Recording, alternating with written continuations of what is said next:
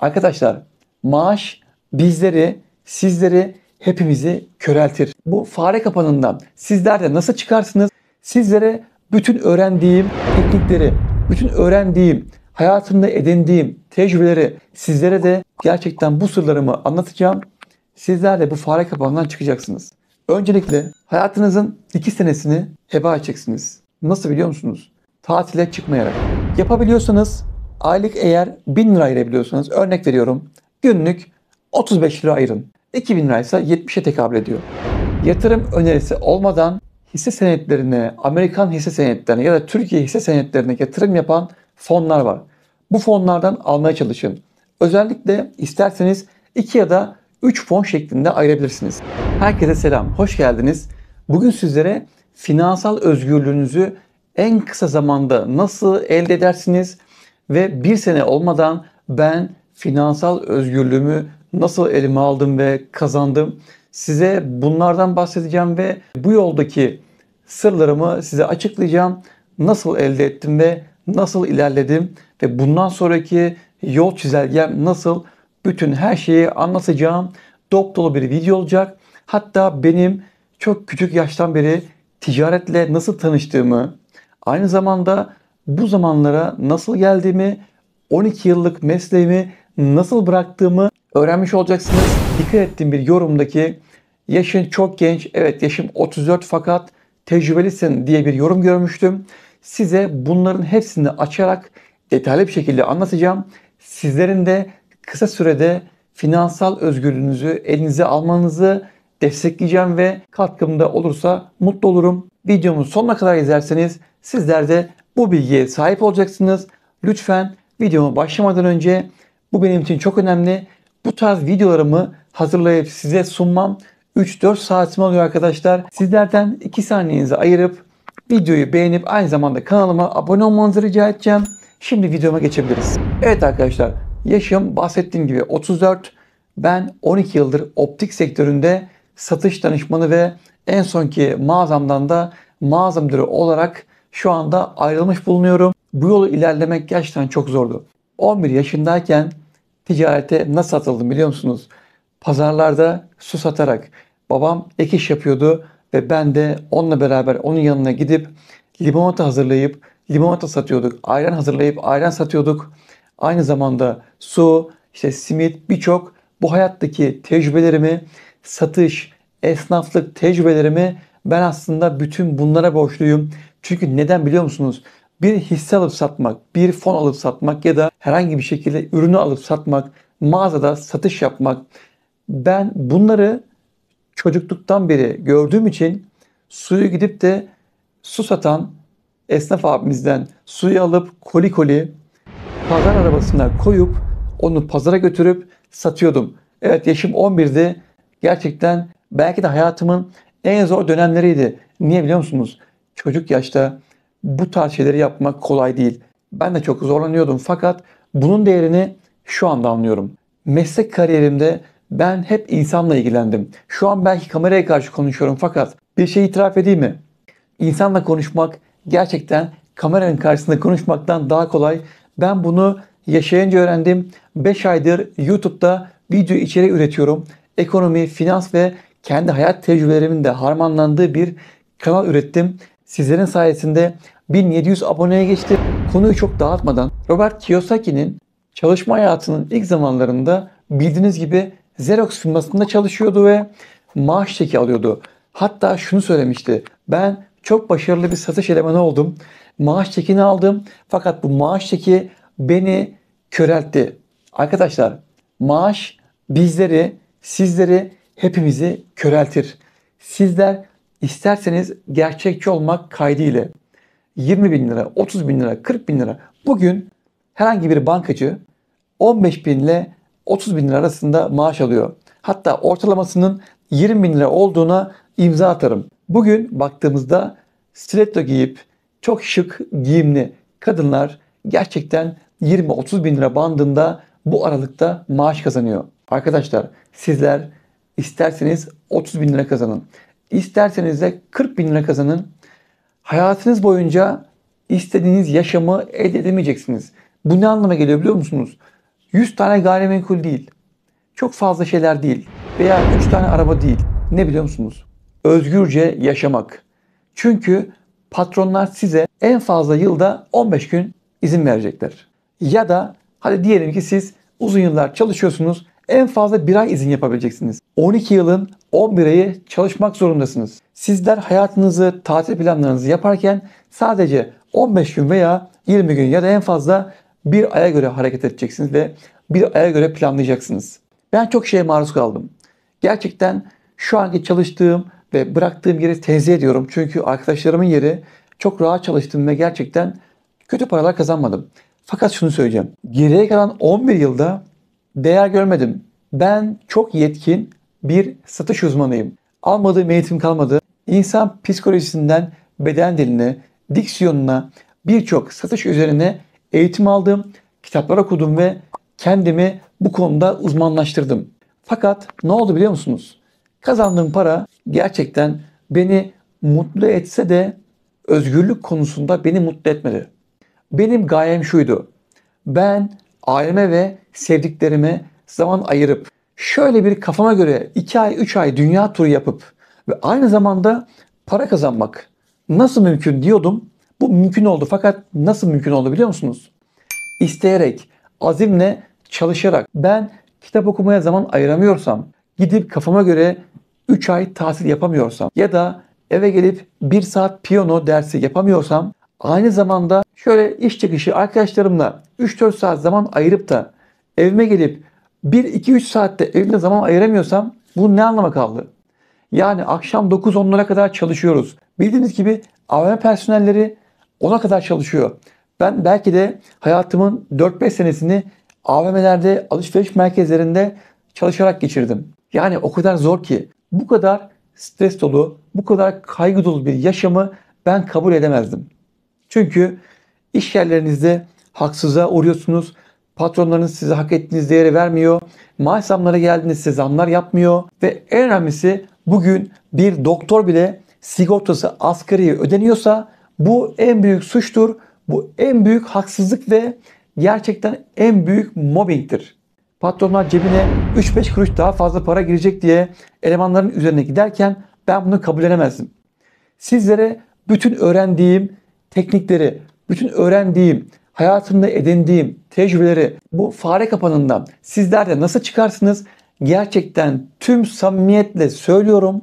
Şu an sizlerle karşı karşıya olsak emin olun bundan çok farklı bir üslubum olmayacak.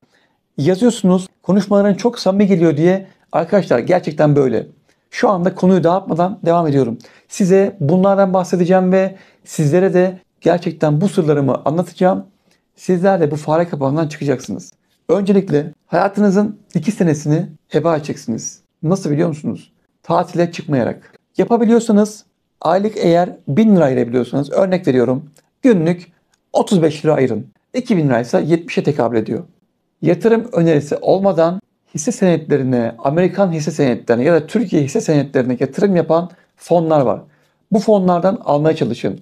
Özellikle isterseniz 2 ya da 3 fon şeklinde ayırabilirsiniz. Fon tavsiyesinde şöyle kendimin aldığı ama yatırım önerisi olmadan tabii ki de bunları size söyleyeceğim. AES fonu şu anda hala alım noktasında. Hala patlamış değil. Ak Portföy'ün petrol fonu ve döviz bazlı bir fon bu arada. İkinci kendimin aldığı ve sizin de güzel kar edebileceğiniz fon gümüş fonu. Yine Ak Portföy'ün gümüş fonu. Ve şimdiki söyleyeceğim fonda hepinizin bildiği gibi altın fonu.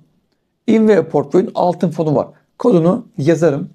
Yani şöyle bu anlattığım fonlar bu arada 1 lira, 3 lira, 5 lira. Sizler isterseniz 30 lira, isterseniz daha fazla da alabiliyorsunuz. Bu şekilde değerli takipçilerim ve arkadaşlarım sizler her gün veya her ay düzenli bir şekilde bozmadan ve hatta bu ivmeyi yukarı çıkararak bu yatırımları yaparsanız neyi sağlayacaksınız biliyor musunuz? Kredilik konut peşinatı. Çok önemli. En kısa sürede oluşturabildiğiniz kadar hatta kredi kartınızda limit varsa tekrar söylüyorum yatırım önerisi olmadan ben bunu yapmıştım.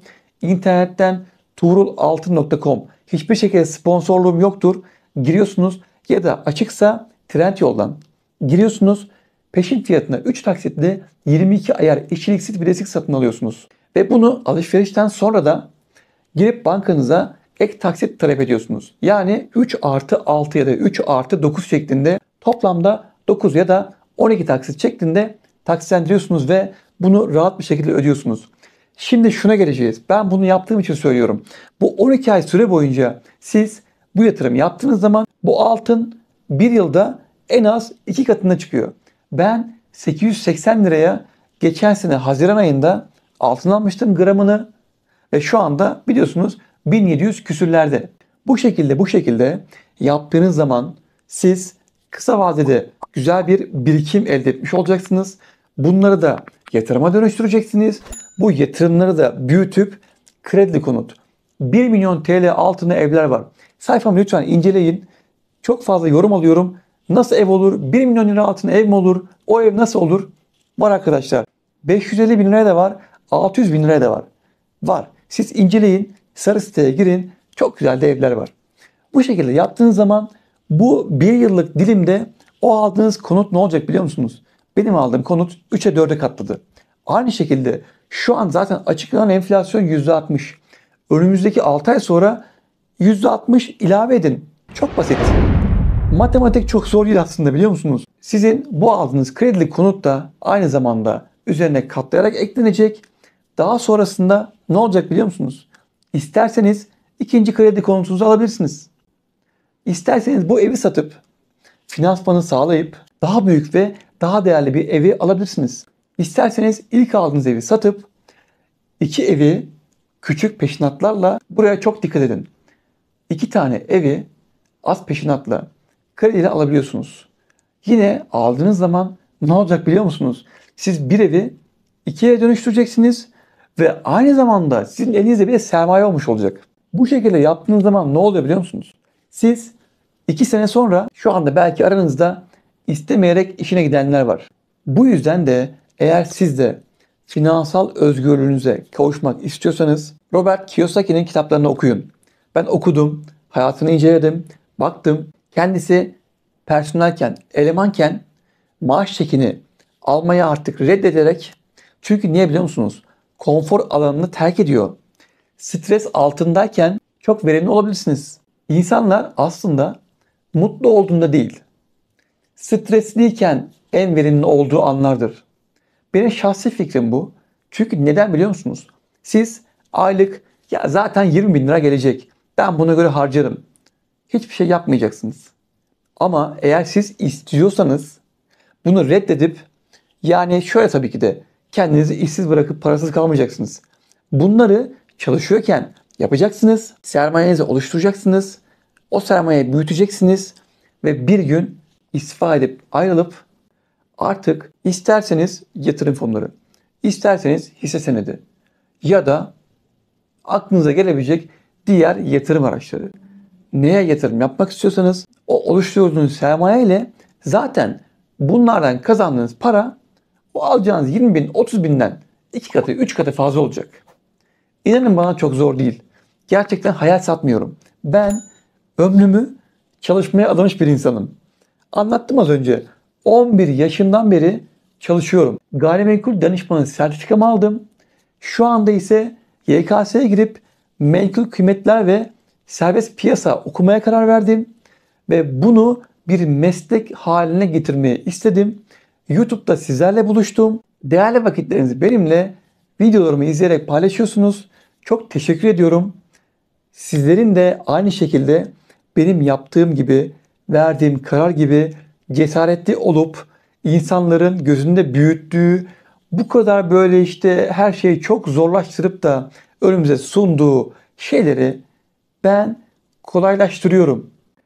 Hayatta her şeyi basite indirgeyip kolaylaştırmazsanız siz onun altında ezilirsiniz. Ben psikolojiye bayılırım. İnsan psikolojisine bayılırım. Dostoyevski'nin 13 tane kitabını okudum. Stephen Zweig'ın 12 tane kitabını okudum. Schopenhauer, Nietzsche birçok gerçekten psikanaliz konusunda uzmanlaşmış yazarların kitaplarını okumaya bayılıyorum. İnsanı inceliyorum. Borsa da aslında cansız bir varlık değil. borsada ya da fonlarda neyse insanlar hareket ediyor. Siz eğer risk yönetimini, stres yönetimini öğrenmezseniz başarılı olamazsınız. Beni takip ederseniz eğer videolarımda ekonomi, finans, birçok kitap tanıtımları, finans üzerine kitaplar ve psikolojiyle alakalı videolar göreceksiniz. Yeri gelecek yurt dışı ile ilgili nasıl en kolay vize alırız, nasıl yurt dışına çıkarız, dil okulu, üniversite nasıl kayıt yaparız, bu tarz videolar göreceksiniz. Yeni içeriğim olan sokak röportajlarında insanlara finansla alakalı sorular soracağım. Bunları başarmak, kendinizin keyif aldığı, zevk aldığı işleri yapmaya başlamak zor değil. Sizden ricam benim videolarımı takip edin, izleyin.